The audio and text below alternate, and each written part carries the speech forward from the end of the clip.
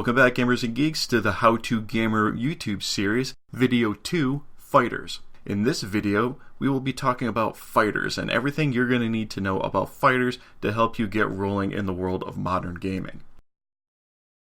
So first, here's a quick overview for this video. We'll start things off with going over the general traits for the fighter class. Next, we'll spend some time talking about each subclass individually, being the striker, support, and tank. And then we'll wrap this video up with discussing how this character class co-ops with the rest of your allies or with your adventuring party. And before we continue, two quick side notes. First, this will be the general trend for the remaining two videos with rogues or mages. This is the type of flow and order that we'll be discussing the topics in. Second, from here on out, I'll be showing examples of these character classes from examples from different video games. So for example, right now, from the left, we have the Titan from Destiny, Roland from Borderlands, and the Paladin from Diablo 3. All three of these characters are examples of your typical fighter class. As we move on, they'll get more specific and I'll explain them as we move through the course.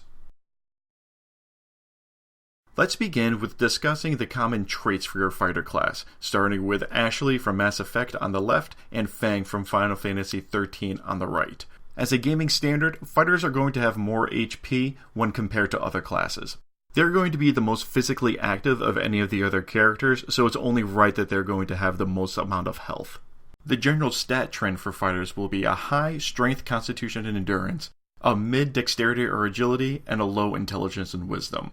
This is because, once again, they're going to be the most physically active, and they're going to be relied upon as the main damage dealers. So they're going to have a high amount of strength so they can deal a lot of physical damage. And since they're going to be dealing a lot of damage, a high strength rating will help them with that. As for their dexterity and agility, well, they're going to want to move around a bit, but not nearly as much as they're going to want to be dealing damage.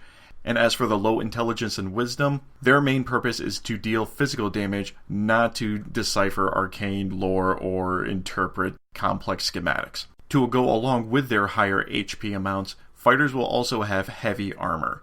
Since they are going to be the main combatants in any of the battlefields that you'll be encountering, they're going to want to be protected. To go along with their heavy armor, fighters will also have mid to heavy weapons, depending on what type of fighter you're playing as. Again, we'll get into that in the next few slides. To go along with their high HP and their heavy armor, they're going to be the main combatants on the battlefield, so you want them as armed as possible. Being that the fighter class is pretty much straight up dealing damage, all of their skills will also be based on dealing physical damage. Of course, they'll have their little nuances, such as when that strike will be appropriate or if it can stack with another character's ability, but for the most part, you can expect a fighter's skills and abilities as you go through the game to just add more physical damage or make a more devastating attack. The first subtype that we'll discuss is the Striker, and we're joined by Master Chief from the Halo franchise and Marius from Rise: Son of Rome. Now, the Striker is your basic warrior. There's not going to be anything flashy or special about this type of fighter, they're just going to be your basic DPS type of class. The general purpose of a Striker is to be continuously pushing forward. The battlefield will get hectic at times, and sometimes you're going to need to push through the crowds to get to an objective point or get to the main boss. So the Striker will be up front and center, and they'll be pushing forward, taking out whatever enemies they can so the party can advance. Strategically, the Striker will attack whatever enemy is closest. Once again, their main purpose is to be pushing forward, so if there's an enemy within striking reach, strike them. The skill set for the Striker will be equally as straightforward. They will typically just buff their physical attack and defense. These will aid in their main focus, which again is pushing forward and just hacking through the masses. They will have the occasional devastating attack or like super buff or super skill, but for the most part, the general trend will be buffing up their physical attack and increasing their effectiveness in that manner. In all honesty, the Striker subclass of the fighter class is the best for beginners. They are the most simplest to understand, and that when you find a new weapon that has a higher attack rating, you equip it. You find a new piece of armor that has a higher defense rating, you equip it. There's nothing complex about their skills. You don't need to worry about certain resistances or comboing with different things or chaining through different enemies. It's straightforward. You find something, you attack it. You find some new gear, you equip it. Moving on to the support subtype, we are joined by Axton from Borderlands 2 and Alistair from Dragon Age. Now this type is a little bit more specific. You're still going to be focused on dealing damage, but you're going to be more selective on who you're dealing that damage to. Position-wise, a support fighter will actually be to the side of the masses rather than up front and center. Strategically, they're going to be focused more on crowd control, such as taking out the smaller monsters or smaller enemies first. That or clearing a path for your stronger fighters, such as your strikers or your tanks, which will be discussed in the next slide. If you're playing as a support fighter, chances are your skills will be less buffing your own abilities, such as their attack or defense rating, but actually aiding your allies. As an example, Axton and before him Roland in the Borderlands series are able to throw down defense and offensive turrets to help in battle. There are skills that Alistair has in the Dragon Age series where he can help rally his allies and increase their attack and defense rating in that way. This is one of those roles where there's not much glory, but everyone appreciates the help of a support fighter. You're not going to be upfront and close and personal with the boss enemy, so you're not going to have any amazing finisher moves. You're not going to be slicing your way through the hordes of goblins and trolls, so there's not going to be any type of flashy success type story that you can tell later. However, even though there is no glory in this, it will always be a benefit for your team. The third subtype is the tank, and for this we are joined by Brick of Borderlands and the Iron Bull of Dragon Age Inquisition. And much like the military machine that this subtype is named after, the sole purpose of a tank is utter destruction. Much like the Striker subclass, the tank will also be up front and center in the battlefield, except even more so. They are going to be right up in the mix of everything that is happening on the battlefield. The Strikers will actually be fighting alongside the tank, so imagine the tank right in the middle with a Striker on either side. However, if you're playing as a tank, don't focus on everything on the battlefield, only the elites. So if you're going into a battle, and there's a bunch of soldiers or smaller enemies running around the battlefield causing havoc, ignore them.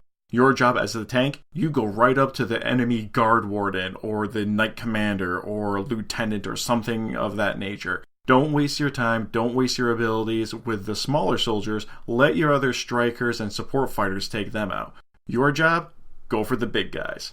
The skills that will unlock for a tank will typically revolve around an AoE attack or death blows. So suppose you're playing as the Iron Bull, and he's got that big two-handed sword handy.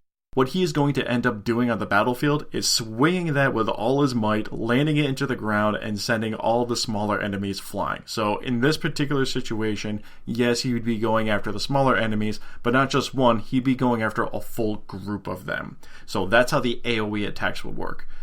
As for the death blows, there are skills and abilities that you will find throughout modern gaming where if an enemy is close to death, your character will actually do bonus damage against them to make sure that they're put out quickly.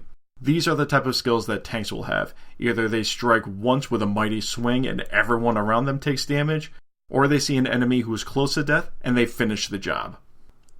These would be, of course, the skills and abilities specific to tanks. They would also absolutely have the skills or abilities in which they increase their damage, or they just deal massive amounts of damage with a single swing. Something to keep in mind while you're playing a tank, however, is that you will also probably require the aid of a healer, which will be covered during the mages video. Even though a tank will be known to have the heaviest of armor with the heaviest of weapons, due to their inherent nature of being in the mix and going after the strongest of enemies, this doesn't leave much room for other defensive capabilities. Also, if you're focusing so much energy into your strength stats, you won't have any left for agility, so you're going to be taking damage all the time. Yes, you're going to be able to take massive amounts of damage, but even that has its limits. So when you have a tank in your party, you're going to also want to have a healer to balance everything out.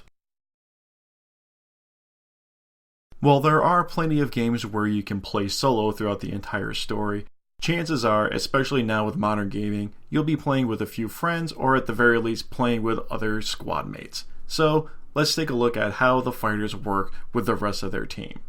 And to discuss that, we've got the gang from Borderlands 2. We've got Axton in the back there, to the left we have Zero, front and center we've got Maya, and to the right we've got Salvador. So back to the initial intent of the fighter class, dealing and taking damage is going to be their main objective. They're going to be the ones dealing the damage, they're going to be the ones taking the most amount of damage, they're going to be providing the brute force for the party.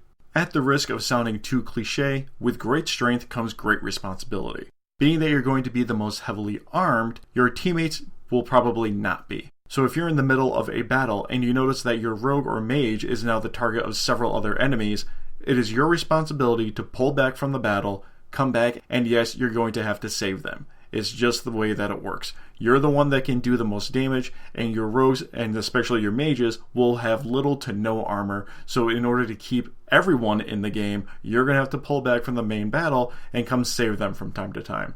As you get more skilled, you may be able to start setting up some of your opponents. So for example, if your rogue can do a poison dart attack, or your mage can paralyze an enemy, you can have them do that first, and you can have your fighters move up and take several uninhibited swings at that enemy while they're incapacitated. This works best when you have a coordinated group of players who know exactly where they need to be, what they need to do at the exact time that they need to do it. While I joked earlier in this video about how a fighter can be the best option for a beginner since they're pretty straight up and not all that complex, depending on what game you're playing, they can be as complex as you want them to be.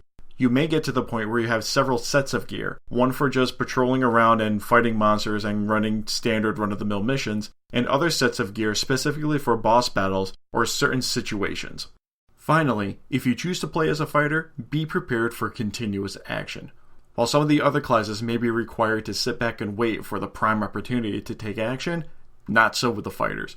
You're going to be constantly in battle. There will be no rest period for you, or at the very least they will be few and far between. So if you're the type of person who wants to get up into the fight and start hacking until the last enemy has fallen, choose the fighter. It'll be right up your alley. If you want to be a little bit slower and be a bit more precise, you may want to consider playing as a rogue or a mage, which will be discussed in the following videos. But as for the fighters, get in there, mess it up. And with that, we have completed video 2, Fighters. As always, I can be found on Twitter at Hypersyntax, on YouTube at Syntax, and occasionally you can find me on Twitch at Hypersyntax once again. So please join me for the next video on Rogues.